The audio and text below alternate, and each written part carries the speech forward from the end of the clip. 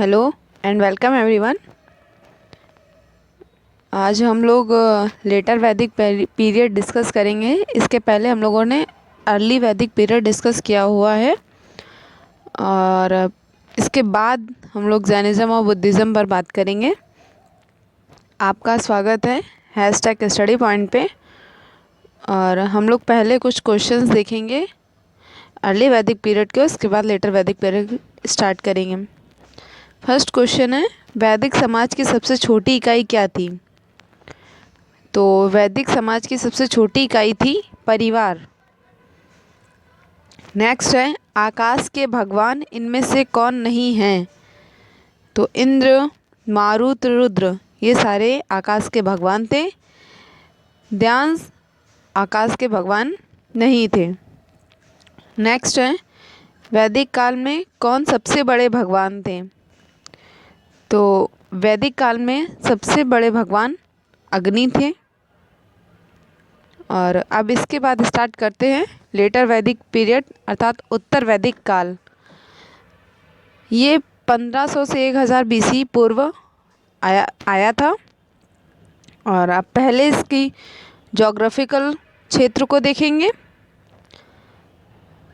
तो इसके जोग्राफिकल क्षेत्र में केंद्र में गंगा और केंद्र को गंगा से सरस्वती में स्थानांतरित कर दिया गया था। अधिक नदियां जैसे नर्मदा, सदानीरा, गंडक, चंबल आदि थीं। शतपथ ब्राह्मण इंगित करता है कि लोग पूर्व की ओर स्थानांतरित हो गए थे। और शतपथ ब्राह्मण के बारे में हमने आपको पहले भी बताया था ऋग्वेद में,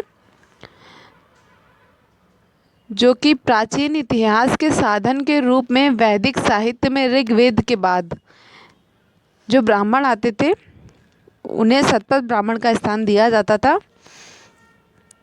और कुरु और पांचाल जैसे जनपदों का उद्भव इसी क्षेत्र में हुआ था। और इसके पहले लेक्चर में हमने इन जनपदों के बारे में डिस्कस किया है। कुरु और पांचाल जनपद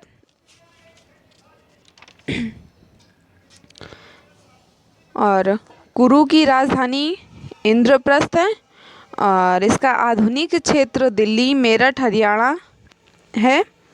और पांचाल जिसकी राजधानी अहिछत्र या काम्पिल्य है और इसका आधुनिक क्षेत्र बरेलू, बदायूं, फर्रुखाबाद है। और अब हम लोग उत्तर वैदिक काल के नागरिक शास्त्र को देखेंगे। इसमें तैत्तरीय ब्राह्मण में हम राजत्व के दिव्य मूल के सिद्धांत को देखते हैं। अर्थात जो राजस्व था वो तैत्तरीय ब्राह्मण के युग में आया था और नए सिविल अधिकारियों को इसी युग में जोड़ा गया था, जिन्हें भगुता कहा जाता था, यानी करों का संग्रहण करता। और जो सुता या सारथी होते थे, जो राजा को इधर से उधर ले जाने का कार्य करते थे, वो उन्हें सारथी का साई हेरोल्ड कहा जाता था। खत्री जो चैम्बरलेन का काम करते थे, राजा के गार्ड का काम करते थे, उन्हें खत्री कहा जाता था। अच्छपा जो सूचनाओं को इधर से उधर भेजने का कार्य करते थे, उन्हें कोरियर कहा जाता था। और राजाओं के पास अभी भी कोई खड़ी सेना नहीं है, अर्थात जो पैदल चलने वाली सेना होती थी वो उत्तर वैदिक काल में राजाओं के पास नहीं थी। उस समय न्यायपालिका भी बढ़ी थी। जब उस समय राजा थे तो वहाँ न्याय भी होता था।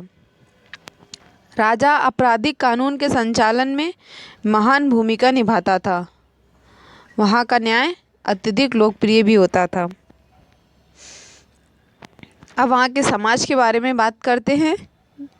जैसे जैसे वहाँ समय बीतता गया, यज्ञों का विस्तार होता गया और ब्राह्मण के रूप में विद्वानों के उद्भव के लिए जटिल समारोह शुरू किए गए। गोत्र की संस्था यानी वंशावली के बाद वैदिक काल में दिखाई गई। उच्च जातियां निम्न लोगों के साथ विवाह कर सकती थी, लेकिन शूद्रों के साथ विवाह नहीं कर सकती थी। इसका मतलब ये था कि पहले हमारे 4 वर्ण थे, ब्राह्मण, क्षत्रिय, वैश्य, शूद्र। तो उसमें शूद्र इन चारों वर्णों में शादियां नहीं कर सकता था, जबकि वैश्य क्षत्रिय से कर सकता था, क्षत्रिय ब्राह्मण से कर सकता था, और वैश्य ब्राह्मण से कर सकता था। अर्थात ये तीनों आपस में विवाह कर सकते थे, लेकिन शूद्र को ये अनुमति नहीं थी कि वो किसी भी कुल में शादियां कर सके। और इसके आगे कुछ और चीज़ें देखते हैं। जैसे मैत्रायणी संहिता के अनुसार 3 बुराइयां समाज में बताई गई थीं। पहली बुराई थी शराब, दूसरी थी स्त्री और तीसरी थी पैसा। ये 3 मुख्य बुराइयां उत्तर वैदिक काल की थी मैत्रायणी संहिता के अनुसार। और जो मैत्रायणी संहिता है वो अर्थवेद में है, अर्थवेद से लिया गया है। हालांकि मनोगैमी आदर्श थी, लेकिन बहुविवाह लगातार था। बहुविवाह अर्थात किसी एक औरत के कई सारे पति होना या किसी एक आदमी के कई सारी पत्नियां होना बहुविवाह कहलाता था, जो वहाँ प्रचलित था। याज्ञवल्क्य गार्गी संवाद बताता है कि कुछ महिलाओं ने उच्च शिक्षा भी प्राप्त की थी। और अनुलोम विवाह एक उच्च जाति की महिलाओं और निम्न जाति के पुरुषों के बीच विवाह। इसका मतलब ये है कि अगर महिला शिक्षित है, उसने उच्च शिक्षा प्राप्त कर रखी है, तो वो किसी भी जाति के पुरुषों के साथ विवाह कर सकती थी।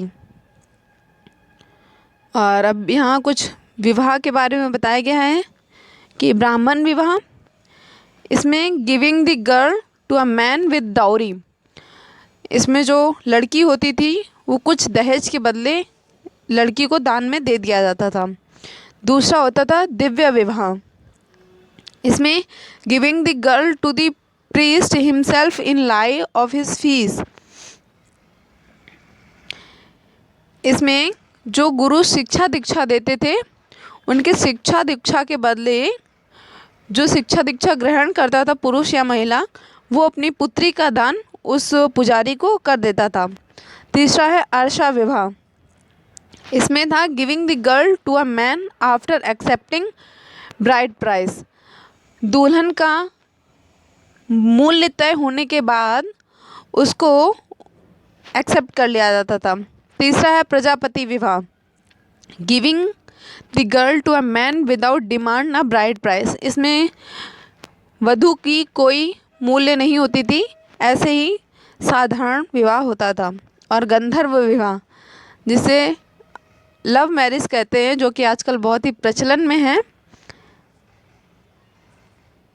उसमें आपस में प्रेम संबंध बनाने के बाद लोग विवाह कर लेते थे। अशर्व विवाह, इसमें marriage with a purchased girl, कोई कन्या को खरीद कर उसके साथ विवाह करवा दिया जाता था। और तीसरा है रक्षा विवाह। आप लोगों ने जोधा अकबर सीरियल देखा होगा, जो उसमें विवाह हुआ था वो एक रक्षा विवाह था। अर्थात कि 2 राजाओं के बीच युद्ध हुआ और उसमें से एक राजा जीत गया, और उस राजा के जीतने के बाद जो राजा हारा था उसकी पुत्री के साथ वो राजा, पहला वाला राजा, विवाह कर लेता था, जिसे रक्षा विवाह कहते थे। और अब आगे देखते हैं वहाँ के धर्म के बारे में।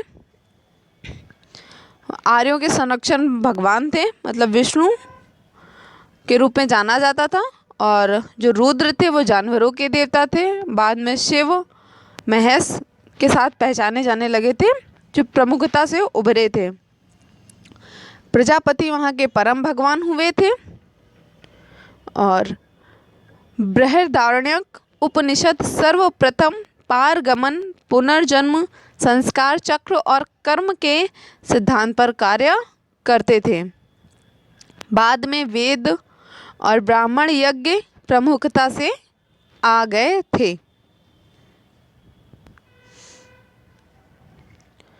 धर्म से रिलेटेड कुछ चीज़ें, जैसे वहाँ पुरोहित को प्रेस्ट कहा जाता था, महिषी अर्थात क्यून को महिषी कहा जाता था, क्राउन प्रिंस जो युवराज होते थे, राजा के पुत्र, उन्हें क्राउन उन्हें युवराज क्राउन प्रिंस कहा जाता था।